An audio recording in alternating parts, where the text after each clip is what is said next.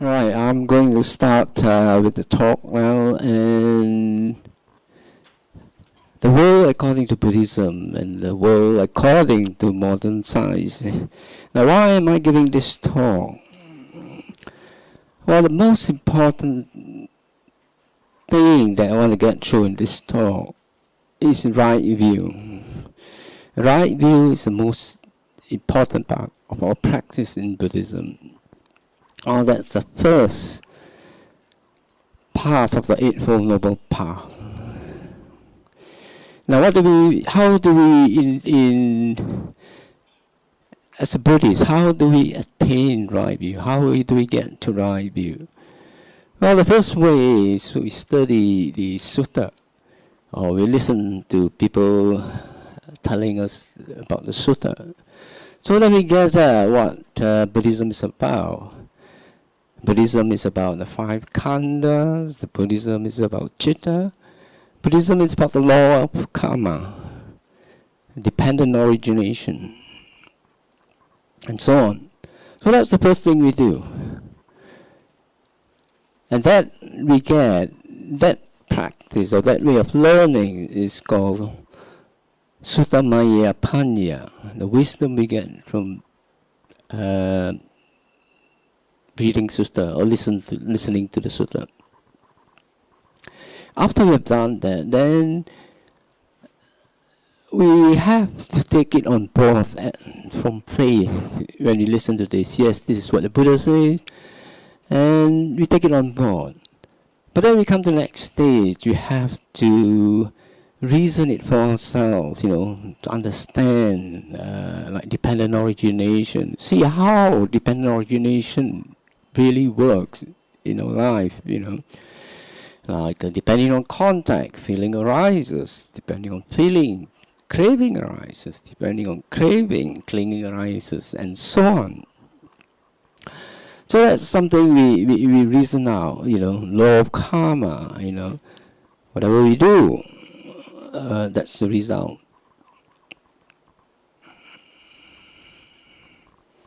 So we come to the next stage, we attain right view. Cinta maya panya, that's the wisdom that arises through reasoning. Now, after we've done that, we understood that with our reasoning, we come to the last practice, and that is directly knowing the truth. And we can only come to that by the practice of bhavana maya panya. Develop the wisdom from practice of meditation.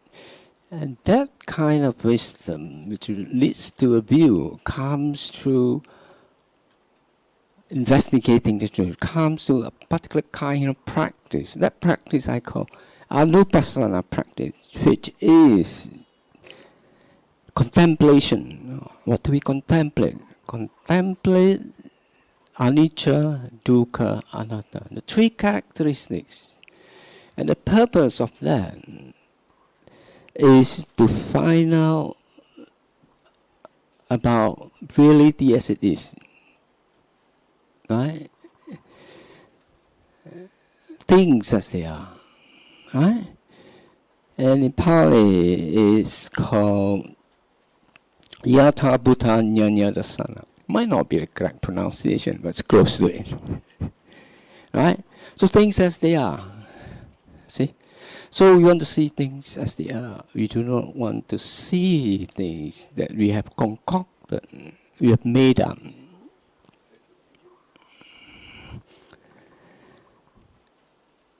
Right? So the purpose of this talk, right, is to establish right view. So from the Buddhist point of view, right, we have practice. We try to practice in that way. Not all of us can actually penetrate to. We try, to get a direct experience of the truth, which is bhavana maya panya. We may reach a particular deep level through our reasoning of understanding things as the way they are.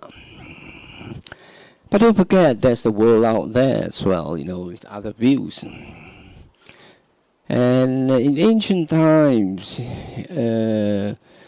in Greek society and Roman society, there's lots of things which people don't understand. So they have gods, pantheon of gods to explain natural events like earthquake, lightning, thunder. And also gods to explain relationship things, God of fertility, God of love, and all that. So if they want, if not unsuccessful love, well, they probably ask the assistance of Aphrodite or something, right? So after that, if you have a monotheist God,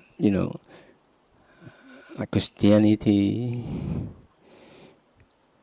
Islam, and Judaism.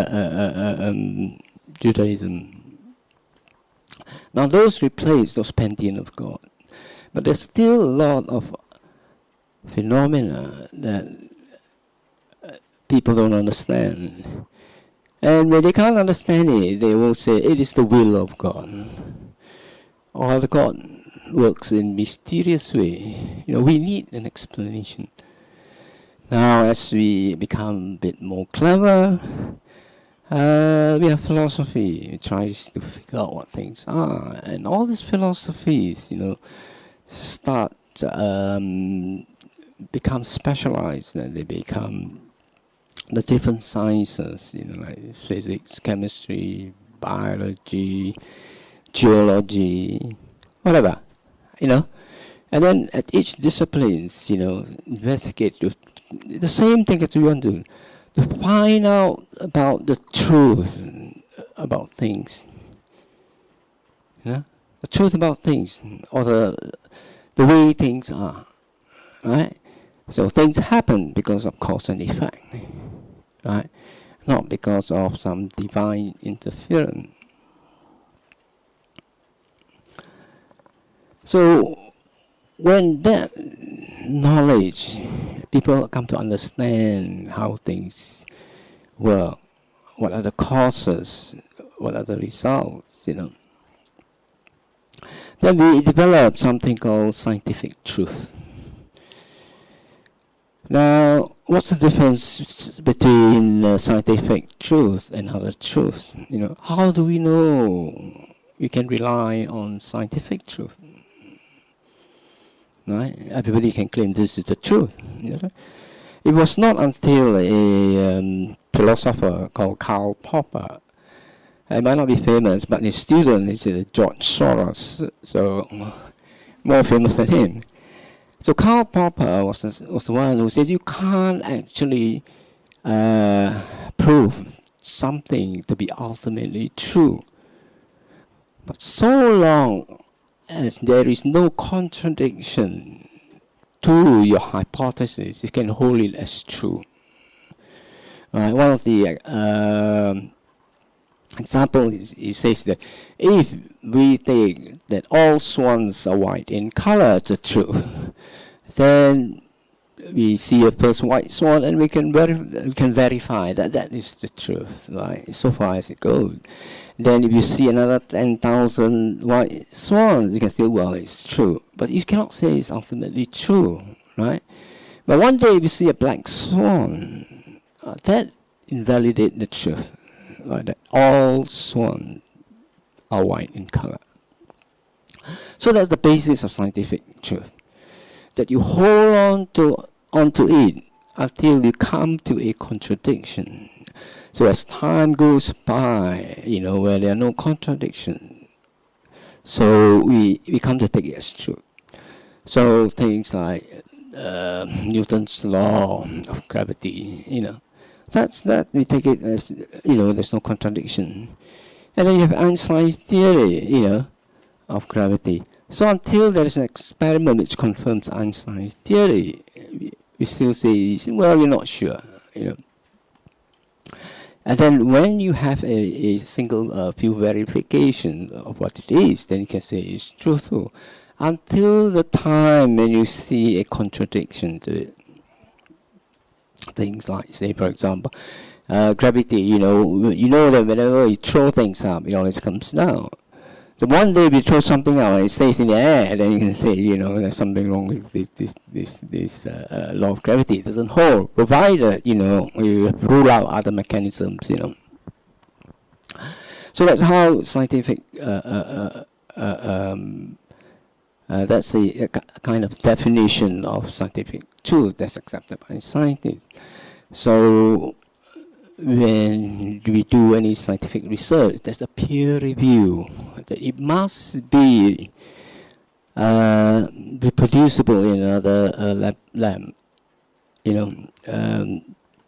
Somebody else must be able to carry out the same experiment somewhere. And another thing about this, especially laws in physics, is that it's universal in the sense that it will work in any frame of reference, meaning it will work in Mars, it will work in on the Moon, Jupiter, or in another galaxy, except around black holes. That's something different. Right. So when we come to see scientific truth, especially physical laws, we can trust it. As a scientist, I trust it, because it's verifiable, it's reproducible, right?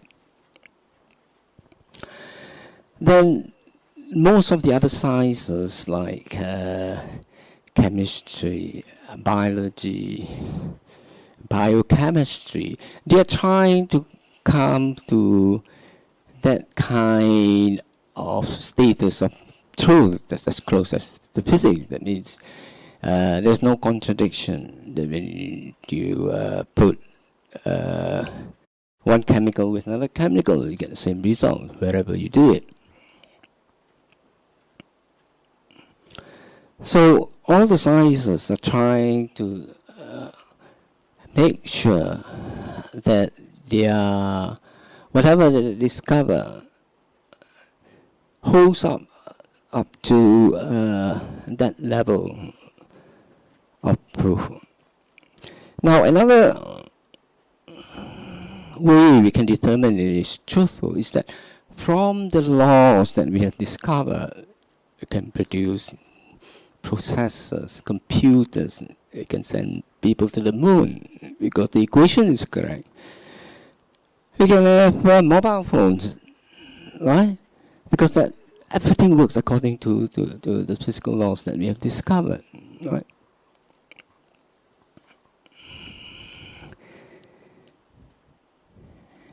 Now, as science progresses, then the domain of the God's influence starts to shrink. The will of God. Starts the things that happen due to the will of God start to shrink until you can say it's no longer the will of God, or God works in a mysterious way because of the earthquake. Most people won't believe it now because we have laws, or you found out the causes of those things.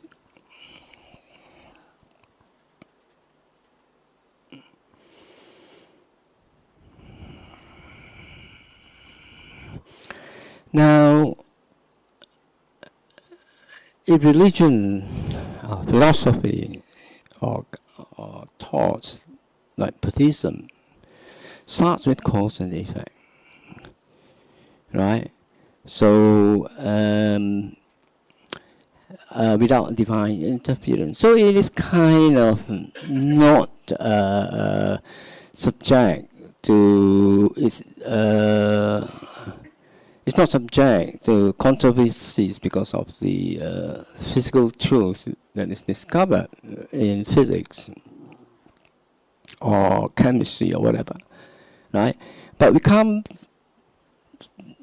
to this modern times where scientists are trying to develop something called TOE, which is the theory of everything, right? That's it. It's a great ambition. That's what scientists do. They try to discover the natural world, see whether there are laws governing practically everything. So you have a theory of everything. So one of the fields that they are tackling about the world is the human mind, the human brain, who we are, how do we work, what's the cause of our action, right? And because of the development in physics, then we have MRI scan, to be able to scan the activities of the brain, and then scientists are trying to find out whether we can explain our movements, what we do, through the functions of brain. Now, neuroscience is a very, very big subject. Very big subject. You've got neuroengineering, neural networks, everything. Right? And there's so many of these disciplines coming together to try to understand the brain function. Whether that's how to interpret, It all started from people who are abnormal, why people get stroke or schizophrenia, So, and then when they have found out that it's related to certain areas of the brain that's malfunction, so they start to develop theories.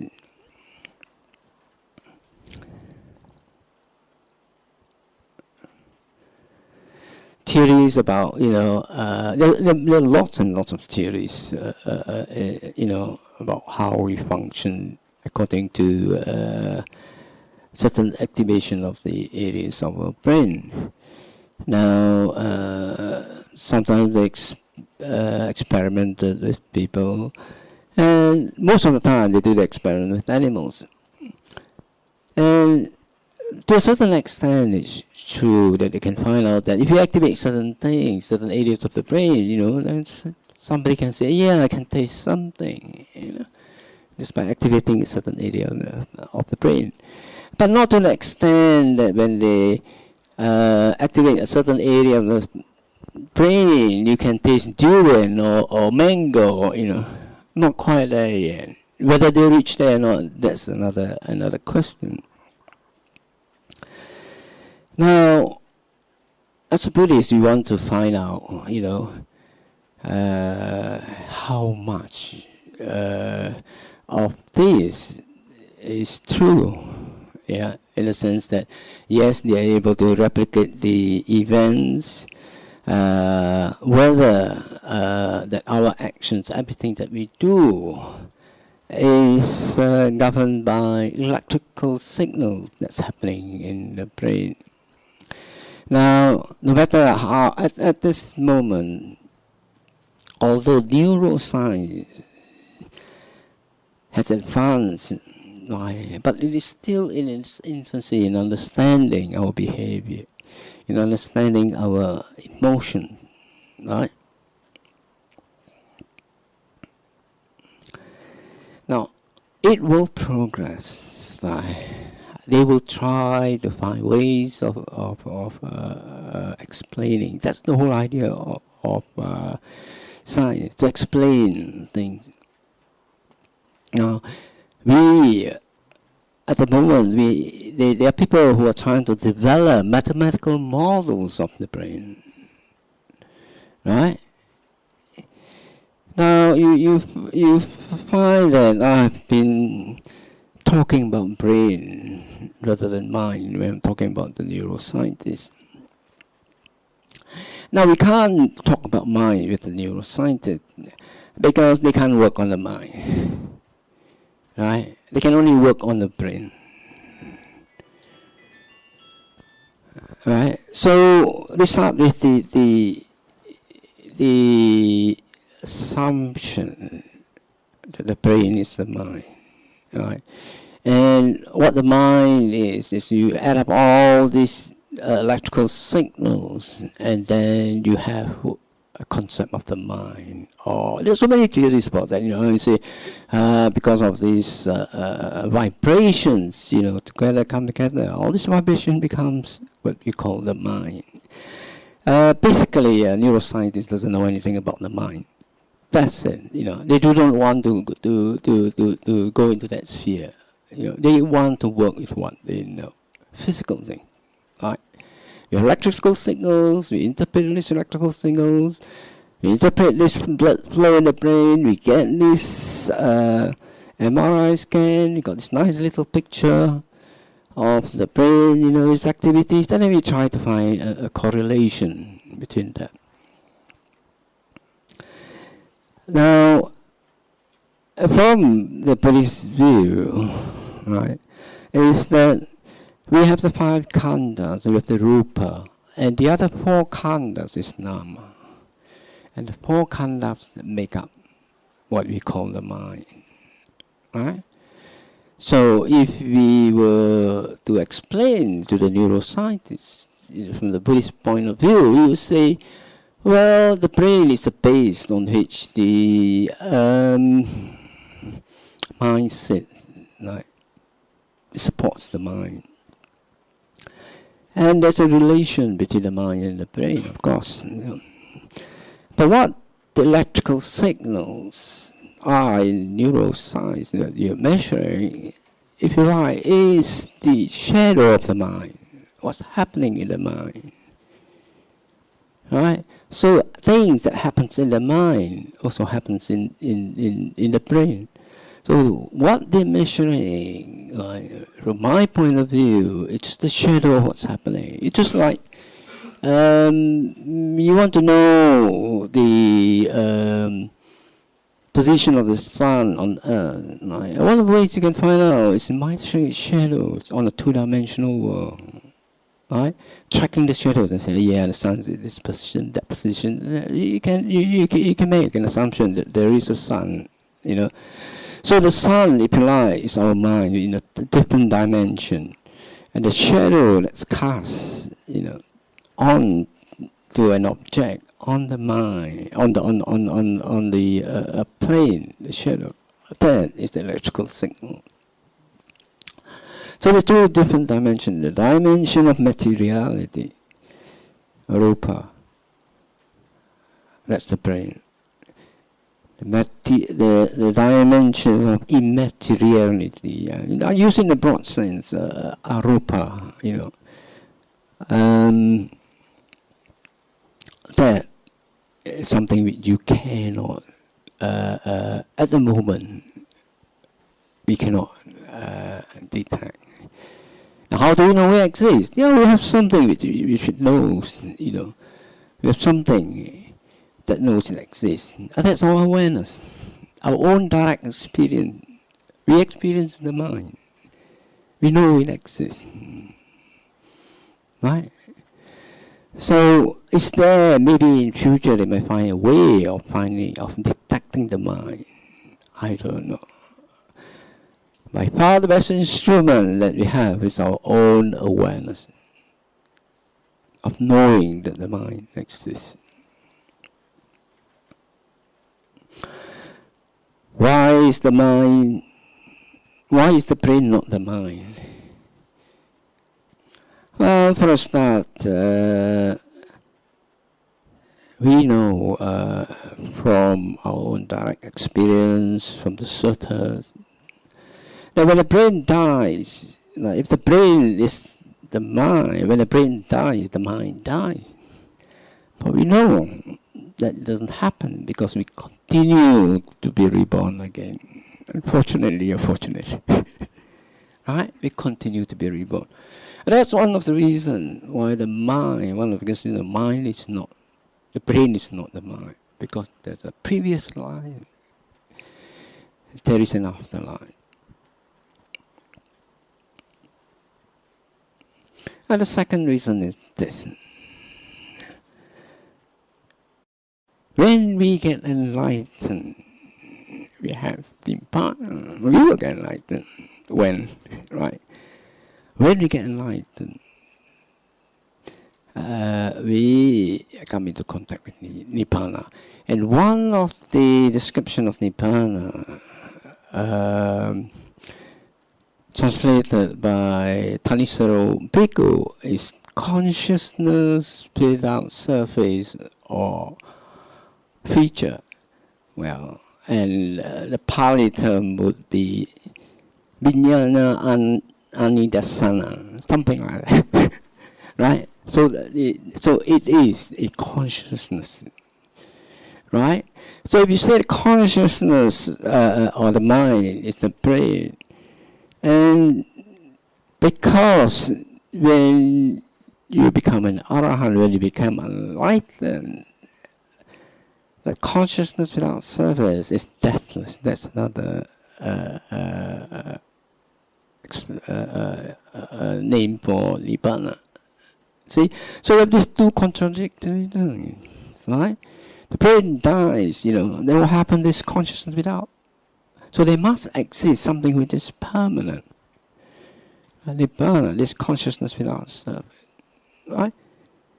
So that's the reason, if you were to explain to a neuroscientist from the Buddhist point of view, right, that the mind is not the brain. That is another dimension. That whatever we are detecting in the brain is just a shadow of what's happening. Now, it doesn't mean that whatever the neuroscientists find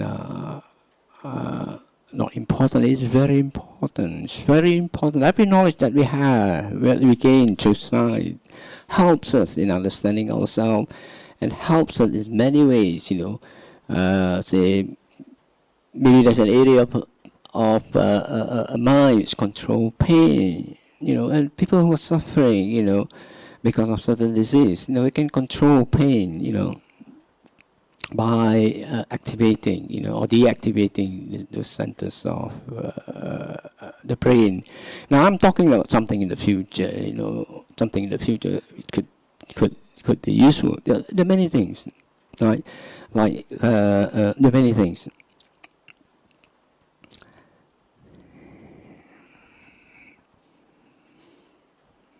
Now the other aspect that comes from neuroscience is understanding the structure of the brain, right? Understanding the structure of the brain, and from this understanding of the structure of the brain, and with the improvement in the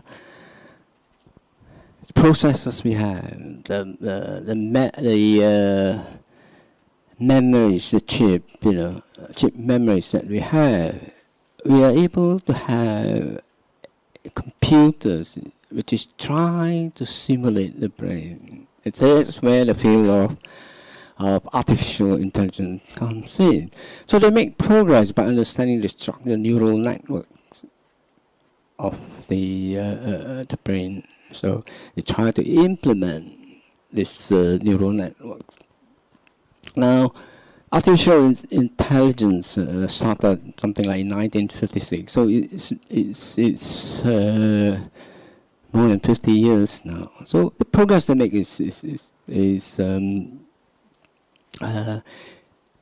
they made some progress, but every time they make progress, they couldn't go any further because of limitations of the computer, right? And because of a limitation of understanding, both mathematics and both in the ways of reproducing memory.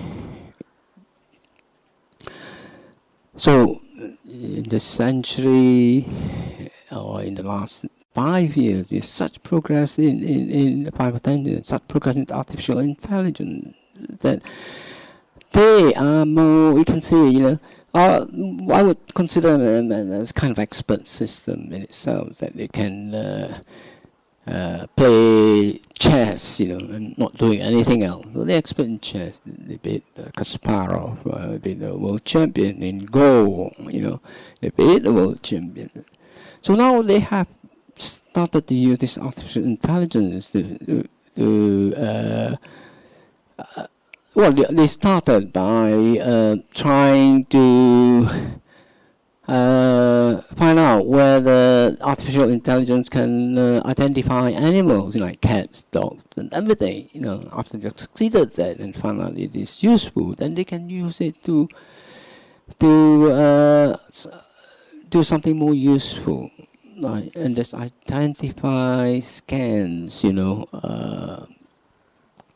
X-ray scans, MRI scans, and all that, and it is turning out that they can do a better jobs than doctors, It doesn't mean that they're going to replace doctors, they will help doctors. You still need a physical presence, you still need the bedside manners, you don't have this AI telling you, oh, you're going to die in 3 days, not very good. Right? So, it's a long way to go. Now, these expert systems, these, there are many ways that they train the machine. They call it machine learning. They train the machine. They give him lots and lots of data. This a cat, this a cat, this a cat, this a cat.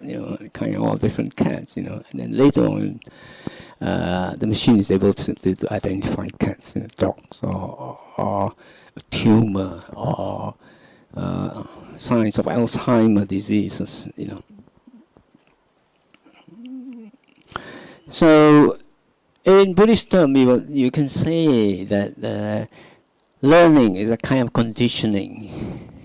You're conditioning the machine to look at to come up with an answer. You say, oh, yes, that, And a simple example to find out how all these things work is you just imagine that you have this a coin sorter, coins that will sort out, I don't know, you have say 1 pound coin, 2 pound coin, 50p coin, 20p coins, 5p coin, 10p coin. No 5p coin, 10p coin. So you put all that, so it goes right, separated, the 1 pound coin, 2 pound coin. But it does it electronically and rejects other things that is not that training, so you're adjusting, But it's much more sophisticated than that. But I'm giving you a physical understanding how these expert systems work. They try it with this say 10,000 coins, and then it works. Then you pick another 10,000 coins, not used before, and then do it and see how good it is, So that's how it works. That's machine learning. And then, of course, you have unsupervised learning. So that means it finds its own reward. When it gets it right, it gives you a little mark. When it gets it wrong, then it gives you a really bad mark. So it makes sure it doesn't get wrong. It changes things. So there are lots going on, but those are the ways that it does. Now,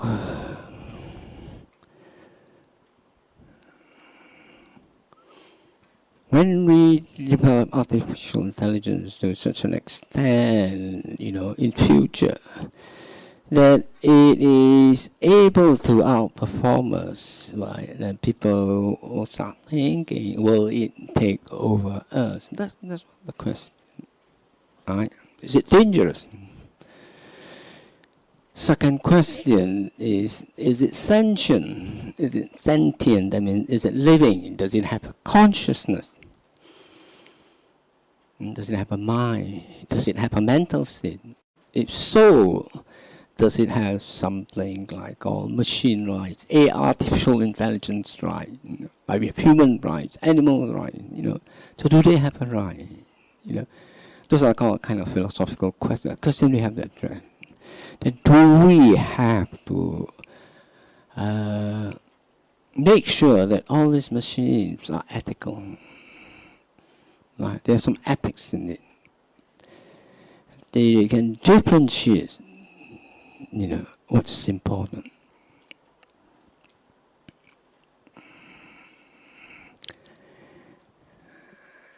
Now, those are the questions which are asked. I'm not going to talk about those because it's not related to Buddhism.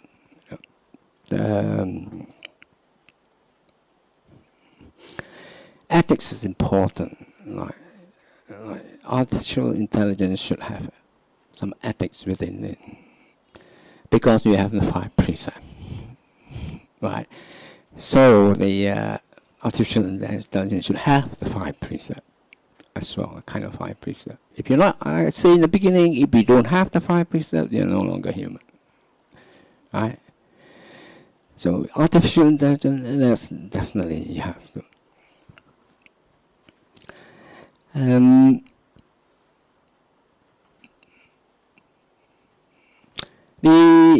I'll talk a little bit about artificial intelligence. One of the problems with artificial intelligence is that you create one system which works and everybody uses it, right? You know, the same thing. So if one goes wrong, every one of them goes wrong.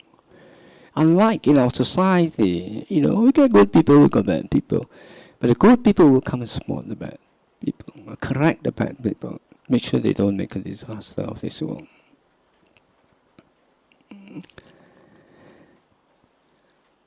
The other aspect of artificial intelligence is that because when they are much more intelligent than us, they can replicate themselves in the sense that they can make themselves even better, right? So we will really be left behind. Now that's assuming that artificial intelligence can reach that level, right? So when they come to that level, then they might have an ethics which is different from us, right? Because they might reason differently, because they're different from us. Because we humans, we're made up of biological stuff, so there's no connection between us and them. So when they decided to see us as different, you know, then they may decide that, well, we don't need humans, you know. So that's why there are a lot of scientists, which I mean, people like Stephen Hawking, all the scientists warning, you know, that this kind of thing could happen.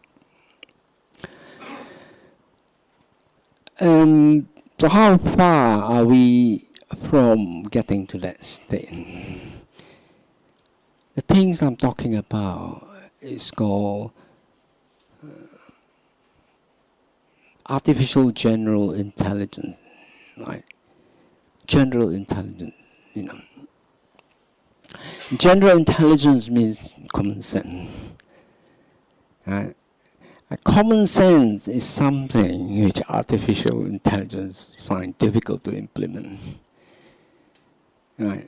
That's common sense. Common sense involves common sense physics, right? A little child knows when you throw things up, it will fall down, right?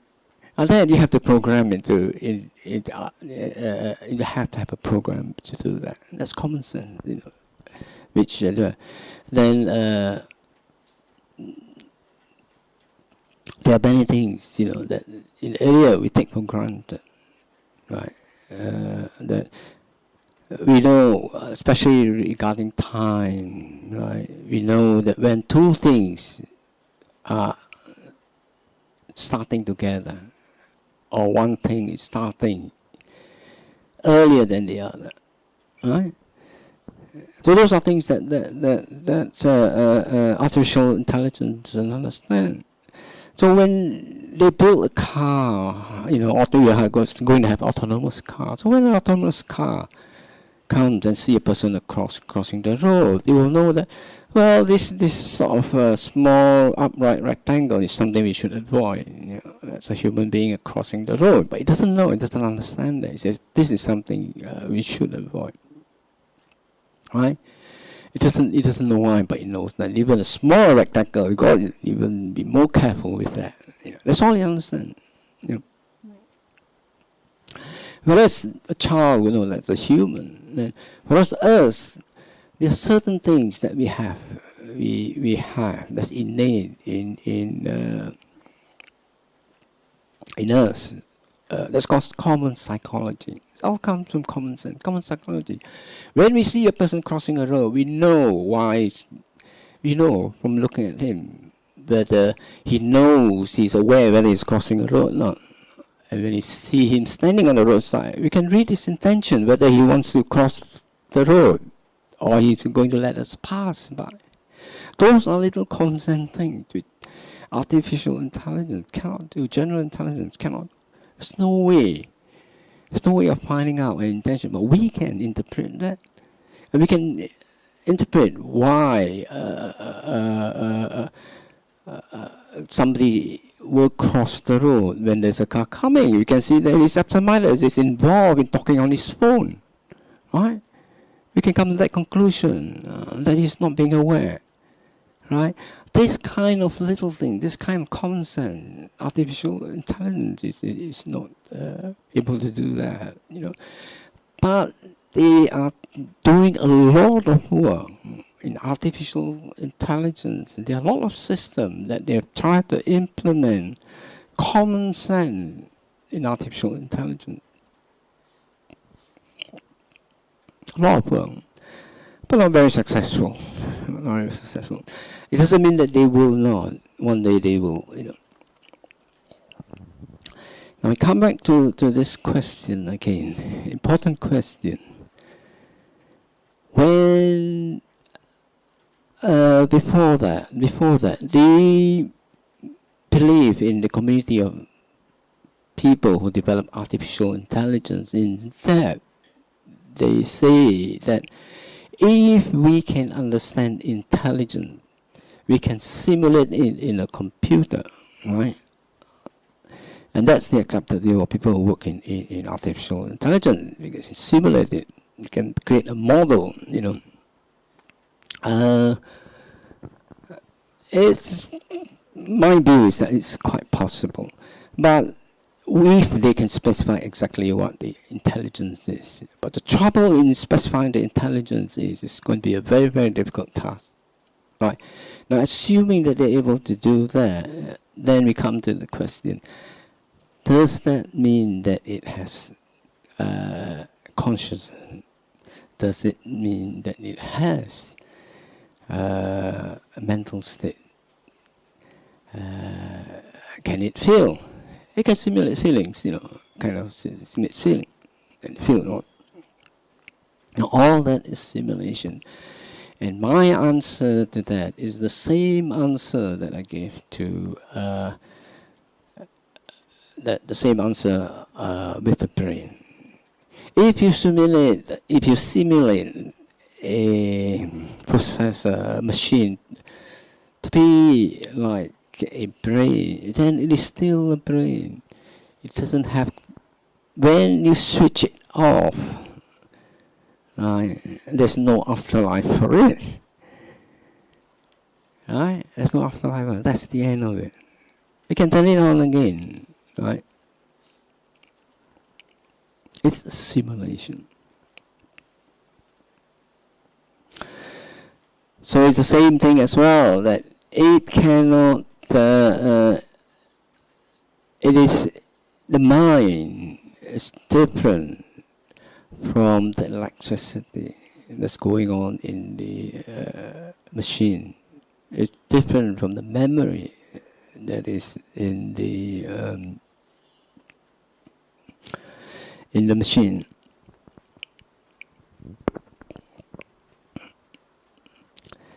Now I'm going to talk about how vastly the world of Buddhism is from the sciences, right?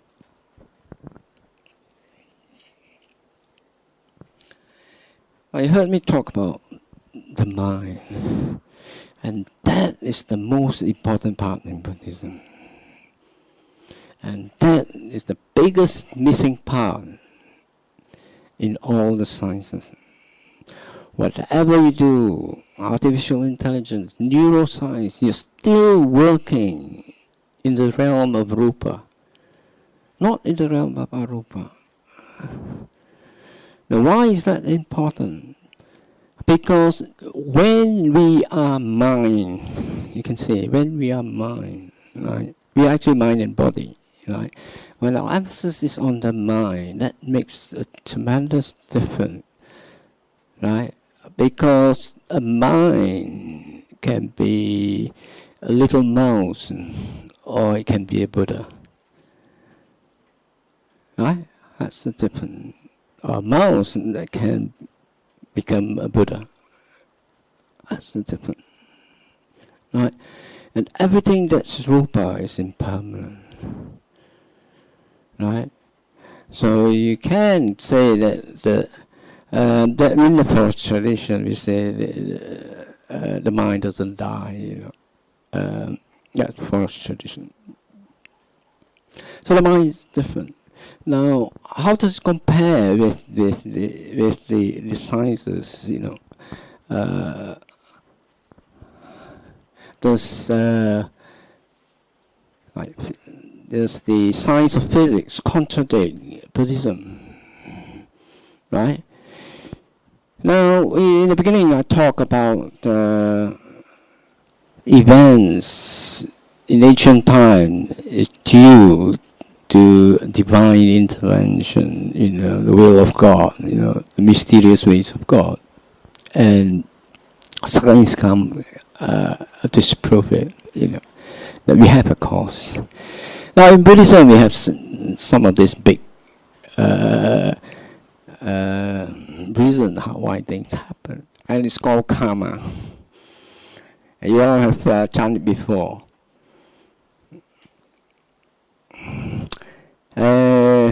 I'm the heir of my karma, right? I'm the result of karma. And so on. I can't remember. Sorry. So it is karma plays a big part in our life. So we are the product of karma. Whatever we do is due to our karmic tendencies. Now, how does that relate to the physical world? Now, when we talk about the physical world in Buddhism, we see things like you see this world, I see this room, you see this room, you see me. But what actually happens is that in the physical sense is that you see just two little images at the back of your eye. Physically, there's only two little images at the back of the eye. You cannot dispute science, absolutely on the truth in science. So you only see two little images at the back of the retina. And not only that, it is upside down and laterally inverted. Right? And what do we have? This three-dimensional thing. Right? You're sitting here, you're sitting in front, somebody else sitting at the back. Three-dimensional thing. And what's that? Is that real? Is that rupa? Or is that something that's created by the mind? Right?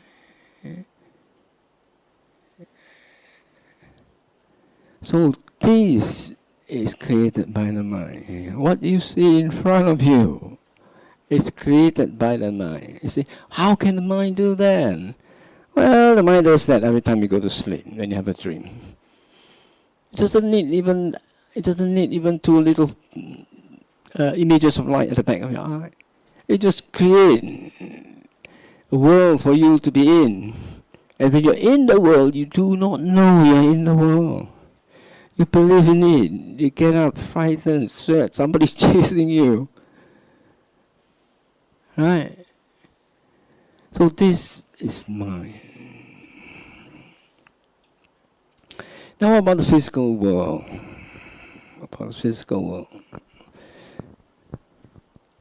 Now there is, and what about karma? Right? Now, we are human beings. We are human beings because of the result of our karma. Your karma is different from your pet dog or cat. They see the world differently. Okay? They see the world differently. right? Maybe they don't have colors. Their world is full of smells. We don't have that. They smell here. They can see, well, who has come in, who has not been in here, who has been in here before, because the smell is still there.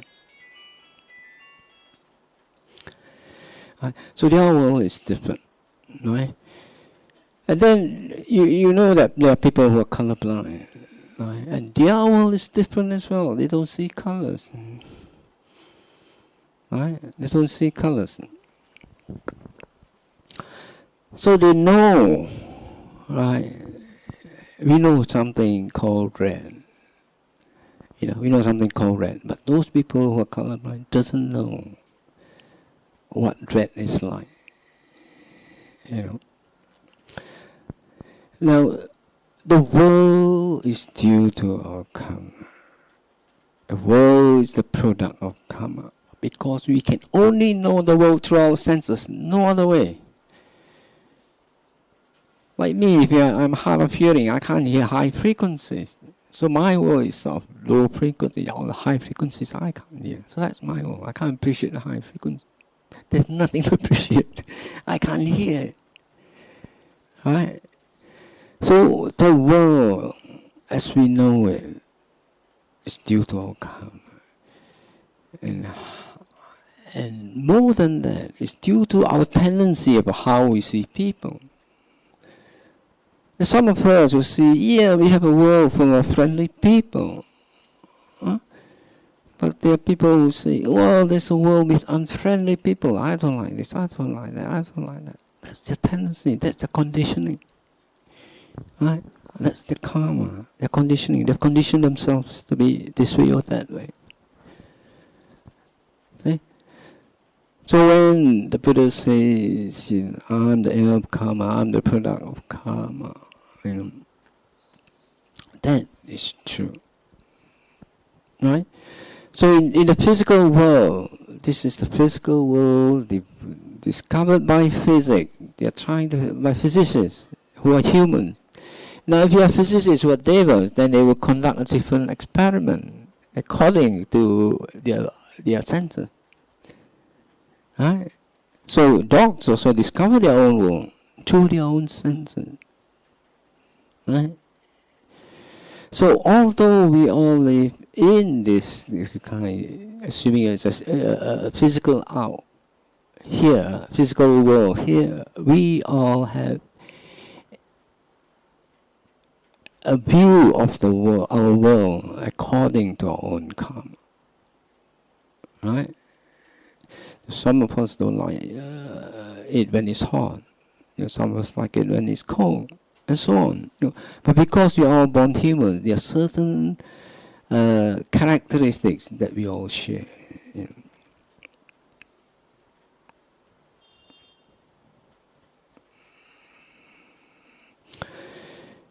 Now,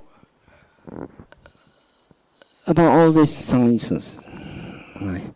How much does the physicist know about the world? Now, the physicists actually only talk about models. If you're a physicist, you're only talking about models. The model that we have is called the standard model of the universe. Right? And every time it changes, it's incomplete. Right? So the physicists are working with laws, with models. They only know the model, a model that which will describe how the physical universe behaves. That's our model. And that this model changes every century. Right? Changes very fast. So when we come to study science, when we come to study Buddhism, we do not want to compare Buddhism with science. We want to compare science with Buddhism, because Buddhism is absolute, dealing with the mind. And the sciences, if you like, are temporary. They changes. So if you can't say, well, Buddhism is true because science says that, it has no value. Some people are trying to do that. It has no value. right? Because it's transitory. Which science are you talking about? 18th century, 19th century, 20th century, 25th century, 30th century? Right? But Buddhism will still remain the same. Enlightenment will still remain the same. Karma will still remain the same. Nibbana will still remain the same. So you can say that Buddhism is absolute, with an inverted commas. Right? Come to this. Inverted commas. Why I say absolute in inverted commas? It's because when you come to study Buddhism, we talk about four great elements, right? In physics, four great elements is during the Greek time, Socrates time, it's difficult to find, the four great elements, no matter how you define it, right? And doesn't it that invalidates Buddhism? The answer is no. The reason is during that time, the Buddha teaches about the four great elements and doesn't teach about subatomic particles, quark, gluons, leptons, antineutrinos, and all that, because it doesn't exist yet. Nobody knows about it. Nobody discovered it. You can only teach according to the science of that time, right? And the purpose of the Buddha's teaching is not about the universe. It's about the end of suffering, right? It talks about four great elements, how you should break it down to the four great, how should you see the four great elements. And the purpose of that is to be able to see the three characteristics of life: anicca, dukkha, anatta. When you've seen that, then you become dispassionate. When you become dispassionate, then you can look within and see, if you like, a simple thing, your own true nature, or see the ignorance within you, see the causes, right? And to go a little bit deeper, it is when we start to turn inside and when we begin to understand that the world we see is a perception, and the perception we see is the creation due to our own conditioning, right? Because when we talk about a person, we talk about our own creation of the person. We talk about him. Let me see, I don't like him because of this, that, and that. And that's your own creation. We don't really know. Whatever he's like, you may have seen him, right, in that particular mood, but it's not permanent, right? And because your own like and dislike about that particular person, you pick what you like about the person, you pick what you dislike about that person. So there's an internal bias there, you see? So our training in seeing the world is to know that everything that we see is created by the mind. And everything we see is made up of five khandhas. That's rupa.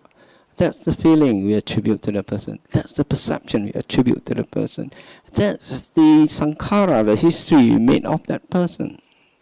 And that's the vijnana that we attribute to that person. That one person, we must be able to see all these five khandhas that we have created. Right? And that five khandhas we have created for that person makes up that person. That's it. When we come to understand that, then we come to reach a state, it's called atamayata, non-concoction. That means we don't create anything. And when you come to that state, that's a state which the Buddha described. In only the seen, there is the seen. In only the heard, there is no heard. In only the cognized, there is the cognized. Right? and so on. And that's in the Bahia Sutta and Malangopa Sutta as well. Right? So that's it. So we want to, when we look inside, understand, right, that it is our mind that makes all these things up. Then we can come to reach that state.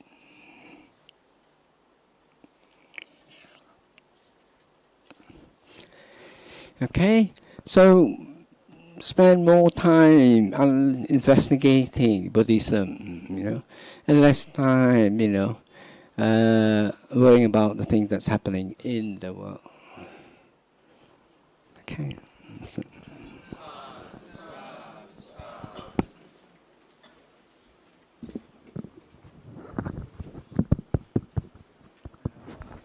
What about questions? Yeah. Any questions, brothers and sisters?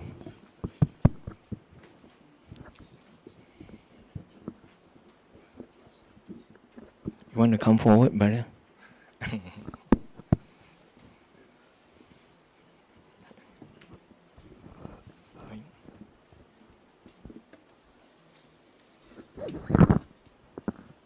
Good morning, Manti. I have a question. I think there are some disaster happening in the world, and some people say attributing it to karma, but some say should not use that example as a karma. It should be just due to some physical phenomena like earthquake happening, wipe out a lot of populations, or tsunami. They say those people probably have bad karma. So I think there's some confusion over there. Maybe you'd like to enlighten us on that. Well, the thing with karma is that it's complicated. There's so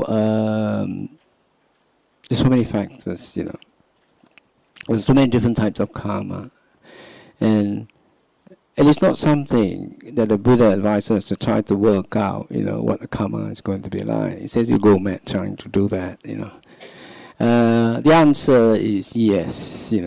Yes, practically everything is due to karma. Where you are, at what place, where you're born, who your friends are, that's all karma. Because the karma means, if you think karma in terms of tendency, right, and how you look also, it's all depends on karma. You can say that at the time before you're born, and when there is an embryo, and then the consciousness lands into that embryo, enters that embryo. And that's the time when the consciousness starts to change the embryo. I have two brothers, and they look totally different. We all three look totally different from each other. And my brother-in-law as well, we were just talking, was it last night? He has another two brothers, and all three of them look different as well. Our DNA is very close, but you all look very different. And that's because of our karma. And those of you who look really beautiful, that means you have do a lot of dana. You give a lot of food to the monks, So because at the end of the when you offer food to the monk, which says Ayu Valo Sukhang Balam, that means long life, beauty, happiness and strength. Okay, so everything has a cause, right? If there's no cause, it would be a dangerous world. You know why? Because a certain tree will suddenly start going up here, or a tree going up in your head. You don't want that to happen as well, right? If everything happens without cause, what's to say that a tree won't grow up in your head? But we do get cancer and everything. That's due to loss. But that karma is, you see, when we talk about the environment, that karma is not. Karma is one of the causes. There are four causes. Chitta, karma, chitta, uttu, ahara. That means karma. Chitta is the consciousness. Uttu is the temperature. Ahara is the nutriment. So it's that. Well, if you eat poison, you're going to die anyway. If you eat something which you're allergic, you're going to suffer. That's nutriment. So it has its cause as well, right? So when you have bad things happening, and people happen to be there, we have to trust the Buddha to say that he is the karma. We can't work it out. No. Okay?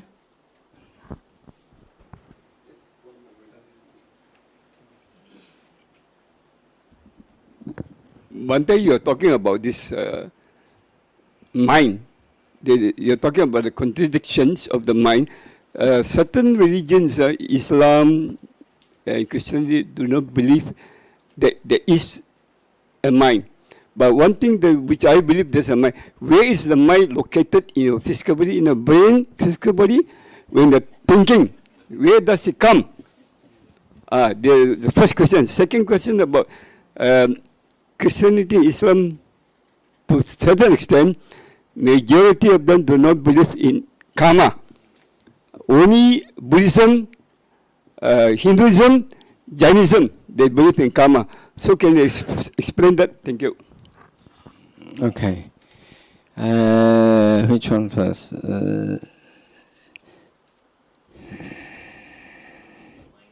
Okay. Well, yeah. The question is, the question,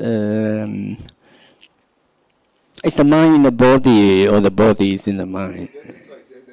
Yeah. Where is the mind located in the physical body? Is it when we are doing thinking? Yeah. Is it something that comes from somewhere else? No. Yeah, it must be in the physical body. Others how the mind works, and including our brain. Okay. Is it together, two things together? Yeah. Thank you. Okay. Yeah. I'm just. Yeah. But does the mind equates to the heart? Yeah. I understand that. Yeah, it means that. Well, the thing is, the thing is this: we know there is a mind. We know there is a mind. We know that the brain or the heart supports the mind, the base. Now, as to the location of the mind, right? That is something for you to find out. Right? Okay? That's something for you to find out. Okay? So one day you might think, well, the mind is in the body, or the body is the mind. The mind is here, the mind is there. Then you do your practice. Then you do this arupa practice, where you have infinite consciousness. Then where is your mind? Right? And then, so when you go into the realm of nothingness, right? Where's your mind? Right. So it's something for you to discover for yourself, right? Okay. People want answers, but that's the easy way. But when you get an answer, it's just another answer. You don't know whether it's true. To really know whether it's true, you got to find out by yourself. Like what the Buddha teaches, Nibbana, is it true? You got to find out. In the end, you got to find out. We talk about Nibbana. What is it? Okay, so it's not. It's important that you find out for yourself, but it's not important to get the answer. Once you get the answer, you get confident. I know what the mind is. I don't have to work anymore. Right? So that's the bad. That's sometimes that's the bad thing about getting all the answers. I have the answer, so why do I have to do anymore? Right? I must well enjoy life. So that's exactly the opposite. Or I must well go and teach. Right? Tell the world, I understand this, I understand that. But that understanding is cinta, maya, panya. Not enough. Can't get enlightened. Right? You still suffer. You know you're not supposed to do something, but you still do it. That's the suffering from understanding. Huh? Now, as to about other religion, I can only quote why the Buddha didn't want to teach in the place. He says, you can only teach people with little dust in their eyes. That's it. Not everybody has that parami, has that insight, has that wisdom. There's some people who are very strong in faith. That's why you have so many cults. So many cults, especially in America. Crazy, they believe, oh, you go into this spaceship, you go somewhere. That kind of thing. And there are people who believe that Earth is still flat. The flat earthers in this world, in this century. Right? Okay, that's how much wisdom there. Right? It's not intelligence so much, how wisdom, how much panya. Given to explanation, given to religion, then it requires to have insight. Given to teachers, it requires to have insight. To see which is closer to the truth. Okay? Can you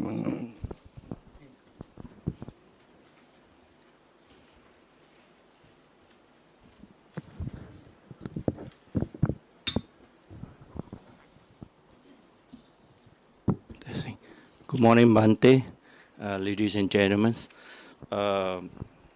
Bhante, basically you're saying from a science point of view, they see things as from the point of brain, whereas with Buddhism you talk about from the point of mind. Okay, you say from the brain to the mind, right? Basically our exposure in this world is actually three rhyme. We're talking about the physical construct, the mental construct, and the spiritual construct. See, okay. What I want to ask Bhante from your point is, yes, physical construct. It can go through a process of investigating, and then derive and came to a conclusions. Okay. Whereas the mental, it can go either way, the spiritual and what. My question to you is, okay, when a person depart from this world, right, was there a scientific investigation on intelligent people or on the brain after they die, right? The inside of them, the ingredient, so that this process can improve on the future generations. Maybe you all can recall the movie called Total Recall, right? That you can program your brain and kind of thing to become somebody, that kind of things. Was there a conflict in from that point of from science to Buddhism? Thank you.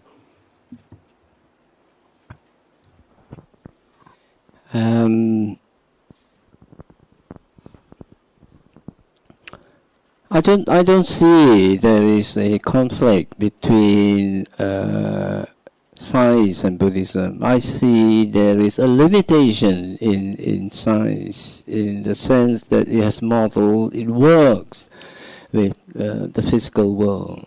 It can improve the physical world as it is. It has no understanding of another dimension, an immaterial dimension called the mind.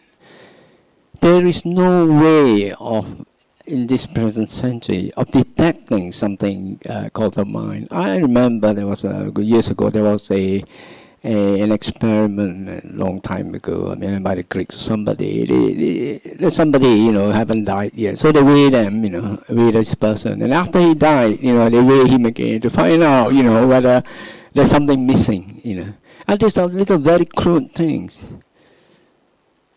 right?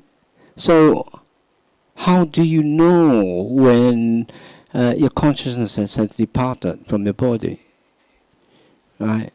You know that certain frogs goes into hibernation, and then it's totally dead. If you detect it in every way, there's no pain, everything, nothing, and then it comes back alive again. Right? How do you explain that? And in Buddhism, we have a state called the cessation of consciousness, where the consciousness ceases, right? And there's life, there's still a warmth in the body, right? And it can be in that state for 7 days or something like that, and then it can come back up again. Right? So there's actually no consciousness in the body, right? The answer to your question is because in this century there's no way of detecting immaterial things. Does that answer your question? And as to science fiction, transferring of consciousness and the total recall and all that, those are just stories. But you don't have to go very far to see that in the asylum we have people who believe they are Napoleon, Hitler, God, So there's a different consciousness, They believe who they are. Napoleon is Napoleon, or Hitler, or Hercules. See? So what's happening there? So what actually is happening there is people concoct their own self-identity. Right? In Buddhism, it's anatta. That means we don't have it. Which means that our self-identity is something we created. Right? So, in your during the week ends, you are a father, you're a husband, and when during the weekdays, you're a CEO of a company. So different personality, right? So in a particular situation, you have a particular personality, So when you go to a football match, you can become a football hooligan, There's another personality, So we adopt different personality. They're not real, we have to express ourselves. And this subject about self is very, is a huge subject in itself. One of the reasons why it's so ingrained in us is because of our language, There's an I, there's a you. I'm going there. So we keep reminding ourselves, that's me, that's you. I do something to you, you do something. So this kind of conditioning. How are you doing? How are you feeling? That kind of everything involves this sense of self. But that's another subject. Okay. Any other questions?